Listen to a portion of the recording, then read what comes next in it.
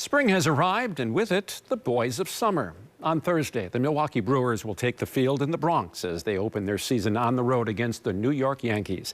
Many familiar faces will be there, from manager Pat Murphy to starting pitcher Freddie Peralta. But one notable absence, legendary Brewers broadcaster Bob Uecker. And perhaps nowhere will his loss be felt greater than in the broadcast booth, where there are suddenly some big shoes to fill. CBS 58 sports director Allan has the story in our Sunday morning spotlight. Here we go, Slam. Year number 40. 40 years, homeboy. Get your program, season lineup for spring training. Go Brewers! Let's do it, buddy. Let's do it. For the first time since the Brewers' inaugural season. Hi, everybody. I'm Jeff Levering. To my right, entering his 10th year on the Brewers broadcast team, is Lane Gridle. Bob Uecker will not be in the Brewers booth. There will be a season without hearing Uke's voice. The chair, just a symbol, but the weight of his loss is felt by everybody, not just in this booth or in the organization, but around the world.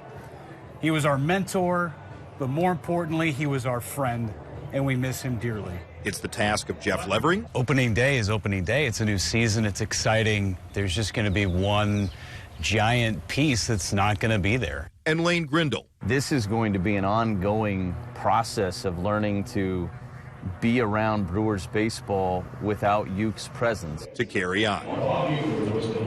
We're tasked with an immense responsibility of being stewards of his legacy on air now, moving forward. And so his stories are always his stories. We may tell some of his stories once in a while. They're still his stories, but they shouldn't go away. You're always going to think about him. There's no doubt. For the rest of our lives, we're always going to think about him. But the day-to-day will get a little easier. The shoes impossible to fill.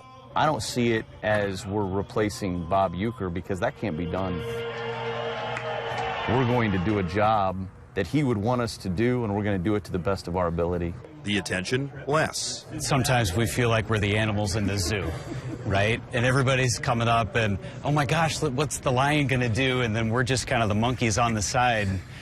It's always felt like that, yeah. Right? And now we're not going to have people walking by the booth and saying, must be in the front row. Oh, I must be in the front row. Or just a bit outside.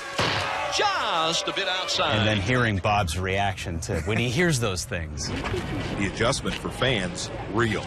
You have been on this earth as long as he called Brewers baseball. Yeah. This is going to be the first season. This is going to be the first season since 1970 yeah. that people won't hear his voice. That's a really hard thing. There are a lot of people that have been Brewers fans that weren't born in 1970. First inning brought to you by... With emotions ranging from the hilarious... It's not summer without him. He started slipping in fake sponsors during the live billboard, and you had to be listening for it and paying attention, because in true Uke fashion, he didn't crack a smile, he didn't make a big deal out of it, he just very matter-of-factly would just put fake sponsors in the billboard, and there'd be like one little Easter egg every single time he did it, and he did that for like 2 weeks. And Jeff and I would be on the floor laughing sometimes. And we would be like kids, like, what's he going to do today? Yeah. What's the sponsor going to be? And nobody really caught on to it, but we knew. To the sad. Having the honor of being on the air with him for the last time that he ever broadcast. That's heavy. It's always going to be heavy. But he was a great friend. He's a great friend, a mentor for all of us, and we miss him every day. The first pitch of Cactus League action is underway. So many people, Lance, think about the laughs, and I certainly will always think about the laughs. But more than that, I'll think about his loyalty to me, to Jeff, to our booth, to our team. You know, one of the last things he said to me was, how are your kids? And that was every time. He always wanted to know how my kids were, how my wife was, how I'm doing. And he didn't have to care about us like that. He had accomplished everything you could accomplish in this game before we ever came around. And yet he treated us like we were his first partners. Man, is it good to be back. I'll forever be in debt to him for what he did for me on a personal level and a professional level. So everybody sees it in real time. But somehow, these two, along with Josh Mauer, will carry on 3-1 on Hurtubise. And the pitch.